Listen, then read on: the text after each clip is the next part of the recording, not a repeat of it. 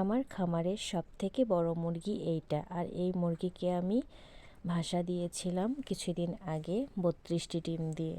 তো সেই বিষয় নিয়ে আজকে আমি আপনাদের সঙ্গে শেয়ার করব। হ্যালো এভরিওয়ান, আসসালামু আলাইকুম।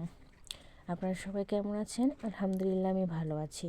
কিছুদিন আগে আমি মুরগিকে 32টি ডিম দিয়ে বসিয়ে দিয়েছিলাম। তো আজকে সকালে যখন ঘুম থেকে উঠে আমি মুরগিগুলোকে ছেড়ে দিলাম, তারপর দেখি মুরগির বাচ্চার শব্দ শুনতে পেলাম। তারপর মুরগিকে আমি উঠিয়ে দেখি, আলহামদুলিল্লাহ মাশাআল্লাহ আমার 29টি বাচ্চা উঠে গেছে।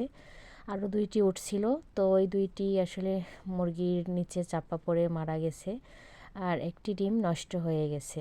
আলহামদুলিল্লাহ মাশাআল্লাহ আমি অনেক খুশি যে আমার সবগুলো বাচ্চা এই মুরগিটা বের করতে পারছে।